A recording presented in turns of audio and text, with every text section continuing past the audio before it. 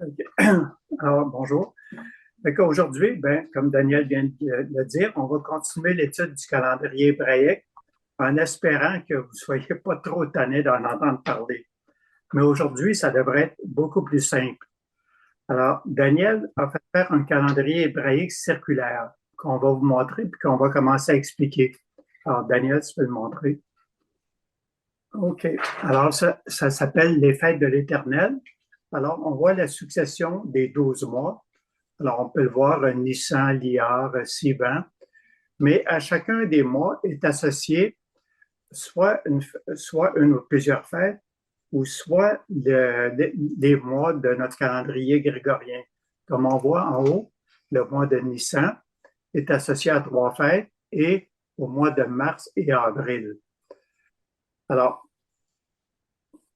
si on fait le tour, alors on se rendrait jusqu'au mois de Hadar, qui est le 12e mois, où il va y avoir la fête de Purim, qu'on expliquera un petit peu plus tard.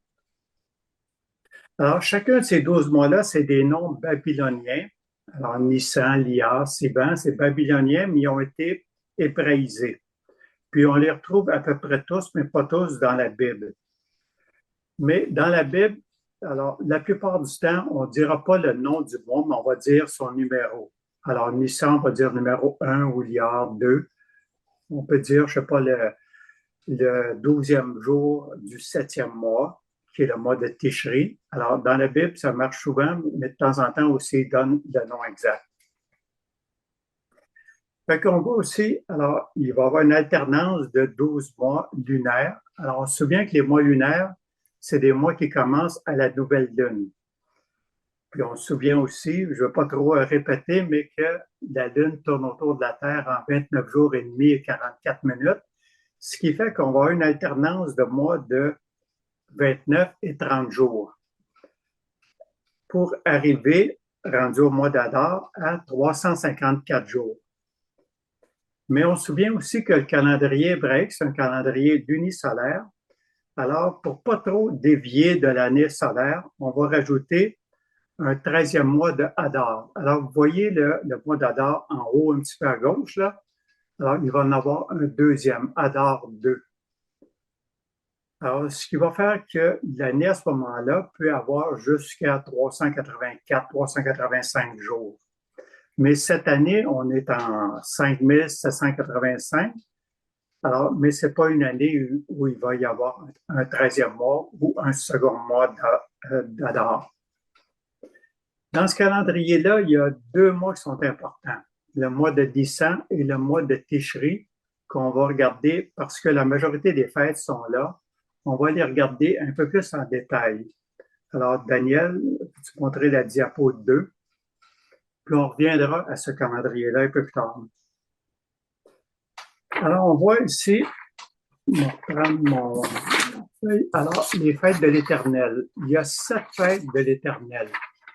Alors, il y a les fêtes du printemps, les fêtes d'automne. Alors, les fêtes du printemps sont au mois de Nissan. Vous voyez qu'ici, Nissan est écrit avec deux S. Alors, c'est aussi bien avec un S ou deux, il n'y a pas de règle pour ça. Alors, le mois de Nissan, alors c'est mars-avril, tandis que le mois de Tishri, qui est le 7e mois, alors ça correspond à septembre-octobre, donc l'automne. Le mois de Nissan, c'est le premier mois de l'année religieuse, suivant Exode 12, tandis que le mois de Tishri, c'est le premier mois de l'année civile. Mais dans nos Bibles, quand ça parle du 8e mois, 9e mois, c'est toujours par rapport au mois de Nissan de l'année religieuse, jamais par rapport au mois de Tishri. Ensuite, en hébreu, le mois de Nissan se nomme, alors on peut le trouver dans certaines Bibles aussi, le mois de Aviv. Comme on vous donne un exemple, là, la ville en Israël de Tel Aviv, ça veut dire colline du printemps. Alors donc, Aviv, c'est le printemps. Des fois aussi, dans nos Bibles, ça va être traduit par mois des épis. Alors, ça fait une traduction bizarre, c'est le mois des épis d'orge, parce que l'orge était la première céréale arrivée au printemps. Mais en général, dans la Bible, faites comme une petite compilation. 28 fois, on va, au lieu d'appeler le mois de Nissan ou Aviv, on va dire le premier mois. Comme le mois de Tishri, en hébreu, c'est Etanim, excusez, mais qui est très peu utilisé en général. Puis 27 fois, ça va être marqué le 7e mois. Alors, dans le mois de Nissan, c'est moins important parce qu'il y a 3 fêtes extrêmement importantes pour les Juifs et nous autres aussi, par extension. Alors, la Pâque, qui est le 14 de Nissan. Alors, à la Pâque, Jésus est mort, crucifié. Alors, c'est pour ça que ça correspond pour nous au Vendredi Saint. Autrement dit, la Pâque juive est un peu différente de la Pâque chrétienne. Alors, le Vendredi Saint, puis la Pâque juive, cette année, va tomber le 13 avril. La deuxième fête de Nissan, c'est la fête des pains sans levain, du 15 au 21 de Nissan, alors qui dure 7 jours. Ensuite, la fête des prémices, alors qui est le 16 de Nissan. Alors, Jésus est ressuscité un dimanche, alors à la fête des prémices. Alors, c'est pour ça que ça correspond à notre Pâque chrétienne qui va être célébrée le 20 avril. Si on regarde les 3 fêtes principales du mois de Tishri, alors la fête des trompettes, le premier puis le 2, pour toutes sortes de raisons, là, que ça dure 2 jours. Pour les Juifs, c'est la fête du Rosh Hashanah, alors le début de l'année. Ensuite, le 10, c'est la fête des expiations, le Yom Kippour. Ensuite, la fête des tabernacles qui dure 7 jours, du 15 au 21. Alors, c'est Sukkot. Je veux juste voir. 50 jours après la fête des prémices, ça dépend de la façon de le voir, mais on va le prendre comme ça. 50 jours après la fête des prémices, c'est la fête des semaines qui s'appelle aussi Shavuot en hébreu ou Pentecôte. Alors, c'est le 6 du mois de Sivan. Daniel met la diapo suivante. Alors, on vient de voir les fêtes du printemps et de l'automne. Ça correspond en même temps à la première venue et la seconde venue de Jésus. Alors, à la première venue, Jésus a accompli les 3 fêtes plus la Pentecôte, tandis qu'à sa seconde venue, alors il va accomplir les 3 fêtes de l'automne. Alors, c'est à venir, c'est prophétique. À sa première venue, alors Jésus il est venu comme un agneau. À sa seconde venue, il va venir comme le lion de Juda. Première venue, il est venu comme un serviteur, il revient comme un roi et juge. Sa première venue, alors la nation d'Israël a refusé, même s'il y a beaucoup de Juifs qui l'ont accepté, mais Israël comme nation a refusé le Seigneur. À sa seconde venue, le tiers qui va rester à la fin vont l'accepter. Alors, cette fête-là, c'est 7 moedim. Alors, des moedim, c'est un mot hébreu qui veut dire un temps fixé avec un but.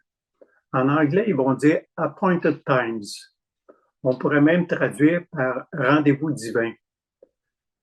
Alors, les 7 fêtes, les 7 fêtes de l'Éternel sont tous dans Lévitique 23, puis il y a des explications un peu partout dans Exode, Nombre, Deutéronome, en tout cas, un peu partout. On se souvient aussi, on en avait déjà parlé, il y a 3 fêtes où les Juifs devaient se rendre à Jérusalem, possiblement au Temple. Alors, la fête des pains sans levain, la Pentecôte, Shavuot, et Tabernacle, Sukkot. Il y a 2 autres fêtes aussi qu'on va juste décrire légèrement, mais qui ne sont pas dans les 7 fêtes de l'Éternel, mais qui sont dans la parole de Dieu. Alors, c'est pour ça qu'on les mentionne.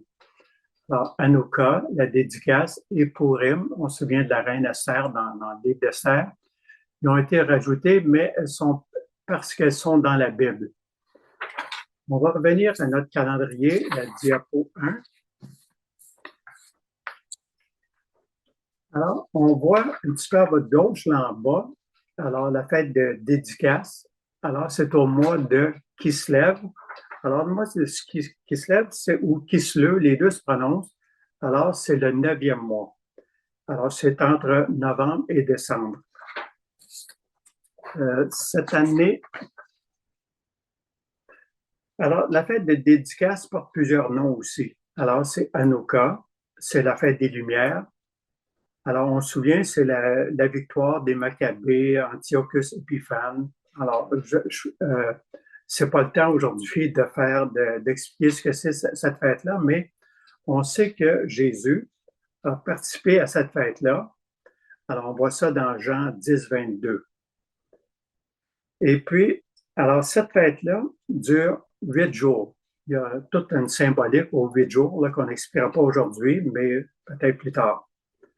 Souvent, cette fête-là va être confondue parce que c'est au mois de décembre, c'est la fête des Lumières. Ça va être confondu avec le Noël chrétien, mais il n'y a aucun rapport entre les deux. C'est juste que ça tombe en général au mois de décembre.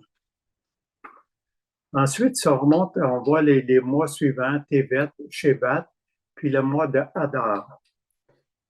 Alors, le 14 du mois de Hadar, alors c'était une pleine lune à ce moment-là, alors on a la fête de Purim.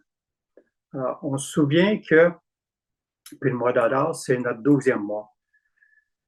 Alors, c'est la fête de Purim, comme vous savez, c'est relié à Esther, la reine Esther, à Aman, Mardoché, tout ça, mais on n'ira pas plus loin.